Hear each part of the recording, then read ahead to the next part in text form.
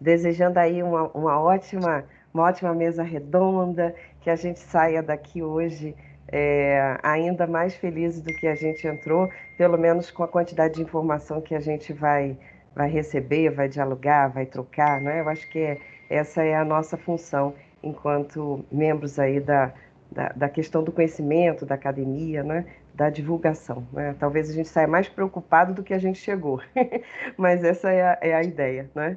Então vamos lá, Fernanda, é com você, eu estou aqui só para controlar o tempo. Obrigada, Val. Oi, gente, espero que estejam todos bem. Vamos dar início, então, à nossa mesa redonda, que tem o tema Uma Conversa sobre Microplásticos. E hoje nós temos a honra de receber alguns palestrantes. A primeira é a Daniele Regina, que é graduada em licenciatura plena em Ciências Biológicas e também em Análise de Sistemas. É especialista em saúde e ciências socioambientais, mestre e doutora em Ecologia Aquática e Pesca, pós-doc no programa pós-doc no programa de pós-graduação em ecologia e possui alguns projetos de pesquisas relacionados ao microplástico. O primeiro é o estudo ecotoxicológico de micropoluentes e também é colaboradora do projeto Biodiversidade em Foco, que tem o intuito de promover a divulgação de conhecimento científico. A nossa segunda palestrante é a Glaucia Peregrina, que é graduada em Química, mestre em Química Analítica, doutoranda em Ciências, palestrante do programa Aprender com Cultura e Extensão, e atua na área de Química Ambiental, e também como voluntária na produção de conteúdo para divulgação nas redes sociais da ONG Holt Brasil. E também nós temos dois alunos da graduação, que é o Samuel Breves e o João Lucas Andrade, que são alunos da graduação de Engenharia de Produção e Engenharia Mecânica do Cefet-RJ. E são integrantes da equipe que vai disputar a final do Mundial do Event for the Planet 2020 na Universidade do Texas, nos Estados Unidos. O grupo ele venceu o desafio com a proposta de sistema de filtragem de microplásticos na saída de água pelas máquinas de lavar das residências. E também a nossa mediadora, a Valéria Pereira, que é graduada em licenciatura em Ciências, mestre em Química Orgânica, doutora em Química de Produtos Naturais, professora do Cefet e também orientadora do projeto Menos Plástica Mais.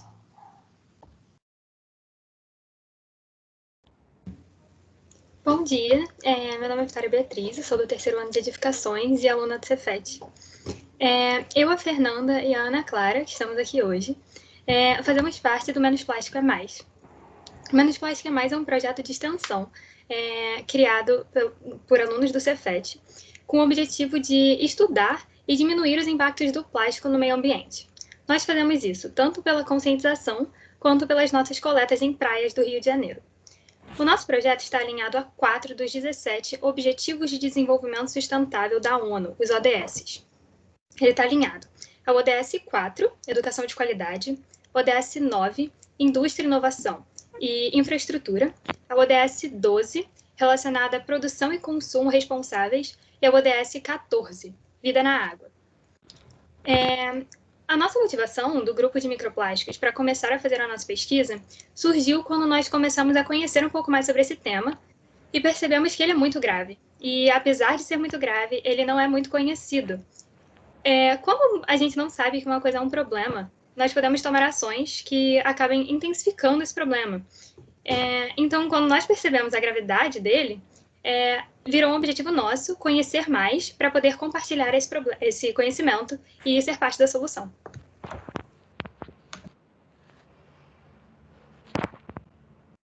Oi, gente, bom dia. Eu sou a Ana Clara e eu vou falar um pouquinho sobre o que o grupo tem feito para estudar os impactos do microplástico. Nós temos acompanhado as principais notícias e pesquisas sobre o tema e nós vamos contar um conhecimento das pessoas em geral. Então, um dia antes do Dia Mundial da Limpeza, nós enviamos um formulário pelo Google responderem, e no dia seguinte, a gente a história dos plásticos. E pedimos para quem tivesse outro formulário que a gente enviou. Então, nós obtivemos 52 respostas e alguns dados interessantes. O primeiro dado é que fizemos uma escala onde as pessoas nivelavam de 1 a 10 quão prejudicial são os microplásticos.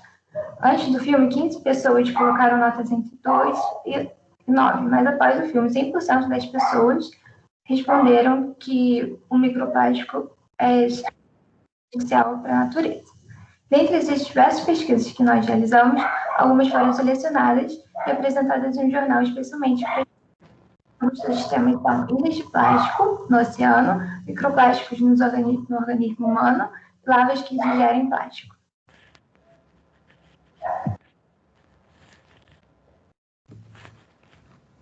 E agora, a primeira palestrante que vai ter o tempo de fala é a Daniele Regina Gomes.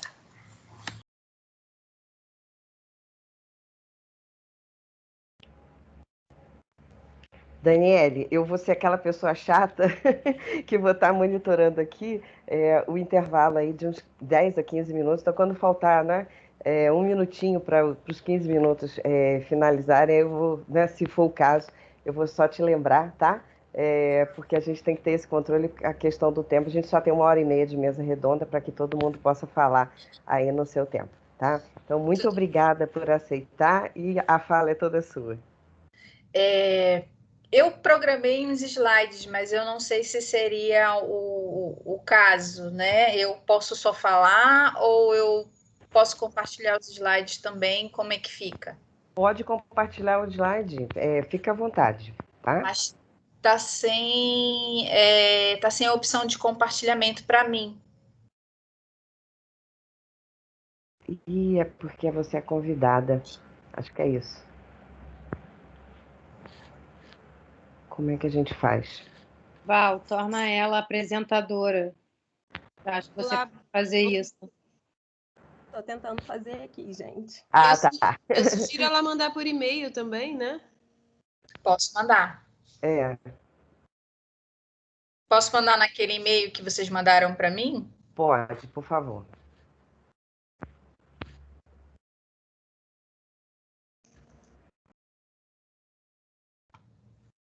Eu brinco que tem que ter muita calma nessa hora, porque essas coisas são muito novas para todo mundo, né? E a gente não imagina, só vivenciando, né? Com certeza, um próximo evento, a gente vai estar com um pouquinho mais de tranquilidade. Mas é assim mesmo, não vamos ficar tristes por isso.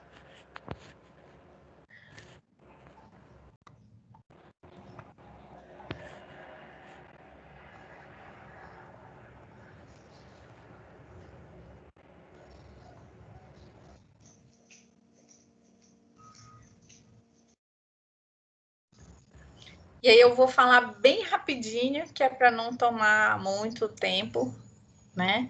Mas eu programei os slides para ser mais... para não ficar só falando, né? Para ter algo que as pessoas possam acompanhar também. Tá. Veja se chegou. Com licença, Daniele, sou a Gisele. Eu te coloquei como apresentadora. Já está liberado aí? Tá, deixa eu olhar agora. Se não tiver, Daniele, talvez você tenha que entrar e sair da reunião. Não, tá. Tá? Já tá ok. Tá ok, obrigada.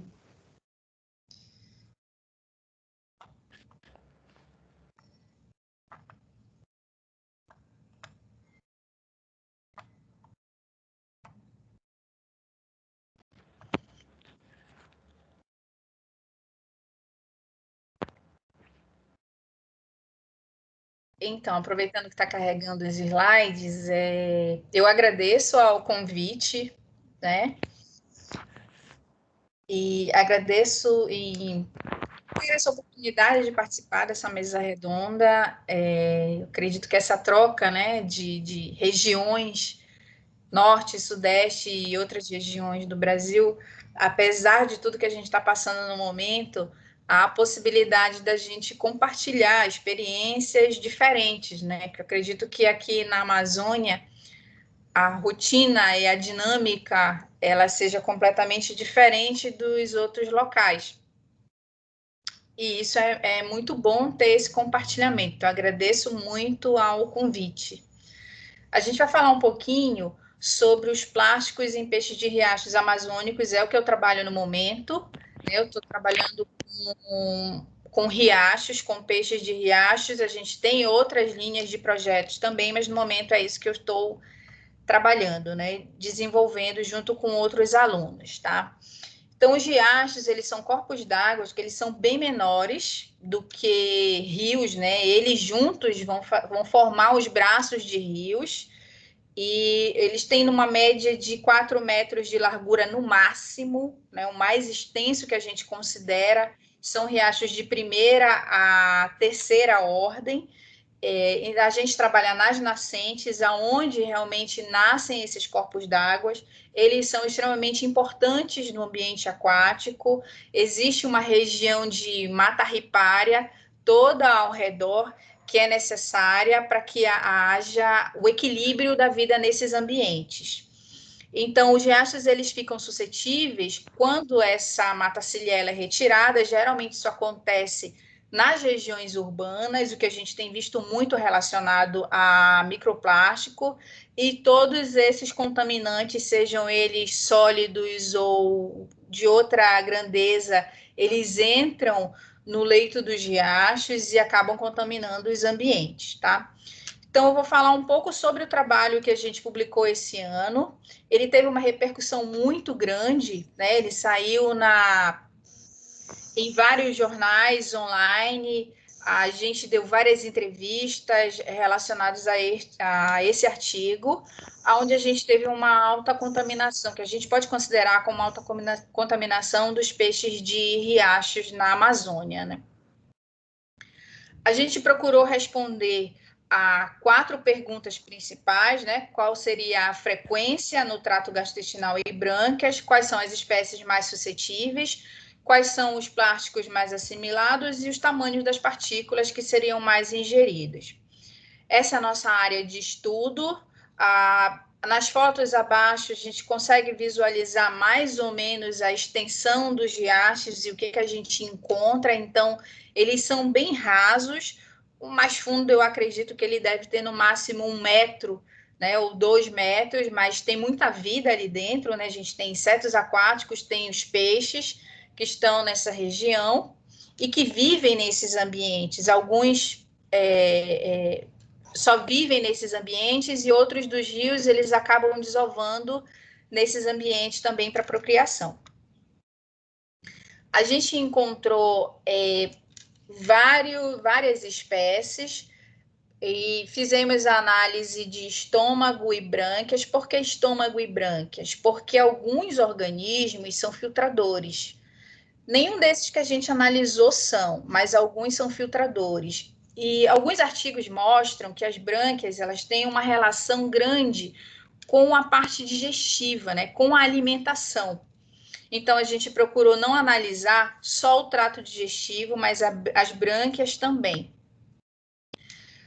Essas são algumas amostras, né, exemplos de microplásticos que a gente encontrou aderido às brânquias e no trato digestivo. O trato digestivo a gente pegou estômago e intestino também. Tá? Como o tamanho, na literatura não existe um tamanho padronizado, né? Mas a gente adotou esses tamanhos, foram os que a gente conseguiu acompanhar na literatura, e nós visualizamos que a gente pode considerar como mesoplástico, microplásticos e nanoplásticos, né? Então, foram realmente peças pequenas de plásticos que nós encontramos nesses peixes.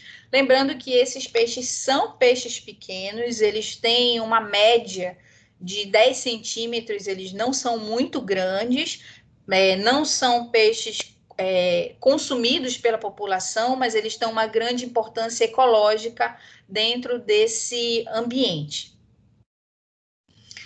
Então, nós avaliamos 14 espécies, 10 famílias, 5 ordens em 12 riachos, né? Aqui a gente também chama de igarapés. Em outros lugares também são chamados de córregos, tá?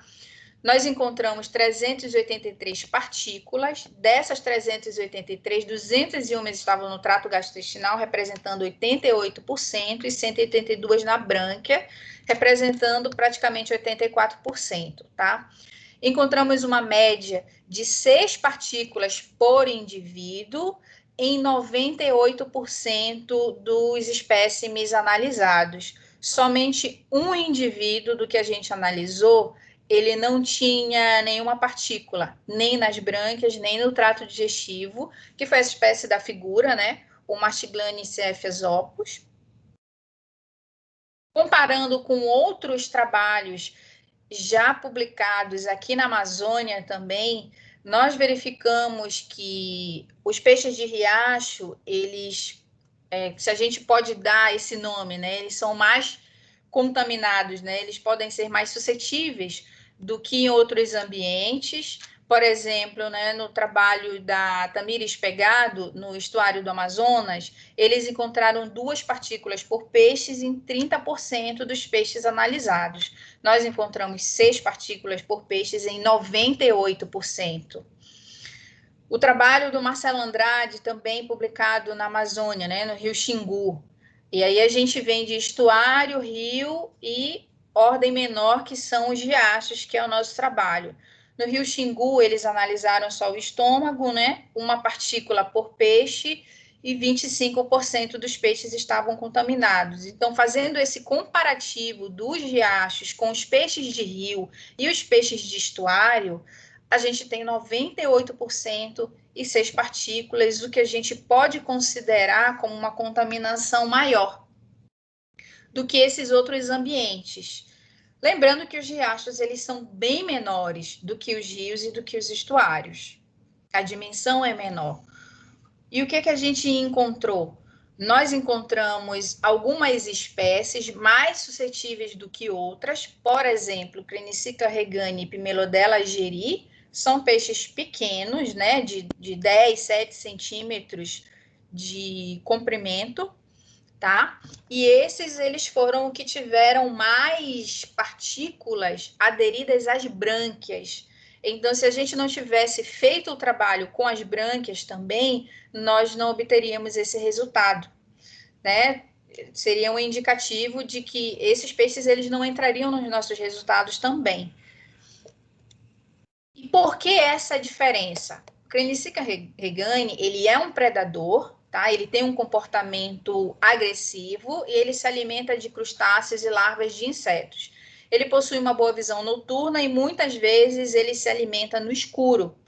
Então, a gente acredita que o fato dele ser agressivo, dele ir em busca, ir atrás da presa, isso pode ter feito com que as partículas tivessem uma maior adesão às brânquias.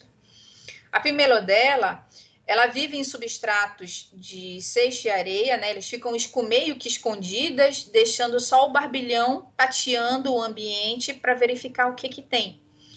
Então, esse comportamento de andar, de estar sobre essa superfície, pode ter feito com que essas partículas elas tenham suspendido, né? Ressuspendido e tenham tido uma maior adesão às brânquias.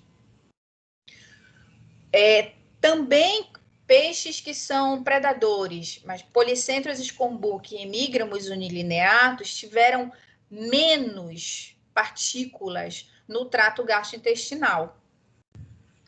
Todos eles são predadores, só que mesmo sendo predadores, eles tiveram, devido ao comportamento que é completamente diferente um do outro e o ambiente onde eles ocupam, mostraram resultados diferentes, né? As 2 primeiras que eu mostrei tiveram mais partículas aderidas às brânquias e essas 2 espécies menos partículas no trato digestivo, tá? Então, o Polycentrus scomburg, ele possui algumas especializações morfológicas que permitem com que ele possa se camuflar nas folhagens, então ele não é agressivo, ele fica à espreita. O Hemígramos unilineatus, ele é um predador ativo e voraz, tipicamente encontrado em águas calmas. Então, ele vive em um ambiente calmo, aonde talvez as partículas não tenham tido tanta movimentação nesse ambiente, por isso eles não tiveram uma maior ingestão, tá? E nós observamos com esse trabalho que as partículas menores, elas tiveram uma maior adesão nas brânquias, que a gente pode considerar como nanopartículas ou micropartículas, tiveram maior adesão às brânquias do que a possibilidade de serem ingeridas, tá? A grande quantidade que nós encontramos foram fibras, que a gente pode considerar como fibras de roupas, o que a gente acredita que os peixes eles podem ter confundido com a semelhança do item alimentar, né? Ou algo do tipo, tá? E o que a gente traz de novidade nesse trabalho é que os riachos amazônicos, eles estão contaminados com plástico. Esse foi o primeiro trabalho em riachos amazônicos, né? A assimilação, ela está relacionada ao comportamento dos peixes, não é só o fato dele ser predador que deixa ele mais suscetível, mas o comportamento dele no ambiente. E as partículas menores, elas foram mais propensas a aderir às brânquias. O que a gente indica que quando se fizer análise em peixes, que faça o estudo não só no estômago, mas no trato digestivo como um todo, porque os peixes, eles têm diferentes tamanhos, né, de anatomia. E as brânquias, elas também têm, devido às vilosidades, têm uma adesão maior. Então, eu agradeço aos responsáveis por esse evento, né, ao Cefet e ao projeto Menos Plástico é Mais. É um excelente projeto, eu dei uma lida antes de fazer essa apresentação, gostei muito do trabalho que já tem sido desenvolvido. Agradeço à instituição a qual eu sou vinculada, a Universidade Federal do Pará, ao programa, né, que eu estou vinculada no momento, que é o PPG-ECO, tá? Faço parte do Laboratório de Ecologia e Conservação, que é o LABECO. A gente tem toda quinta-feira programação, apresentações toda quinta-feira, que é o Comunica Labeco. A gente está no YouTube, no Instagram e no Facebook também. Esse é meu e-mail de contato e agradeço muito pelo convite. Nós que agradecemos. Muito boa a sua apresentação. E, assim, como você comentou, né, o primeiro trabalho que faz alusão, né, àquele ambiente e já contaminado com microplástico, a gente consegue perceber o perigo, né, e o alerta. Na verdade, eu vejo o trabalho que vocês desenvolveram como um grande sinal de alerta, né, porque eu não imaginava que a gente já tivesse essas micropartículas, né, ou microplásticos, nanoplásticos, já nessa ordem, né, e nessa quantidade. Então, ele realmente é um agravante. Por um erro da minha parte, eu esqueci de fazer um comentário, mas não invalida que lá no final ela venha. Se alguém tiver alguma pergunta para fazer, que deixe lá registrado pelo chat, e aí eu, né, no final eu traria, né, eu vou trazer para as pessoas que se apresentarem. Tá? Então, fica aí a partir de agora, né, o convite aí, as perguntas, para que a gente possa conversar lá no finalzinho. Tá, Daniele? Muito, muito obrigada mais uma vez. Eu que agradeço.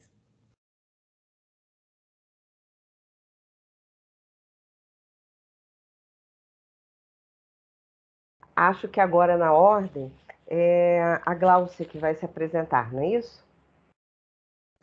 Olá a todos, bom dia. Eu também farei uso de slides, eu vou compartilhar minha tela também.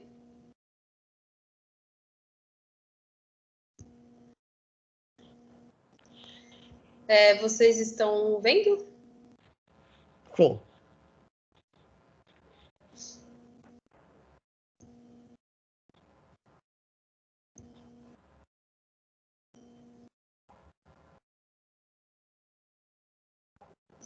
Tudo certo? Tudo certo.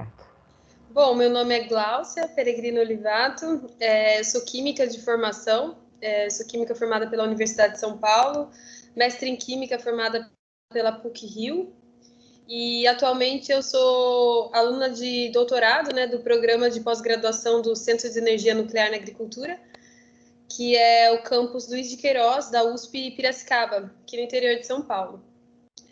Então eu vou abordar um pouco, né, o microplásticos em matrizes aquáticas, fazer uma breve apresentação dentro dos 10 minutos e sobre a minha experiência na área, né?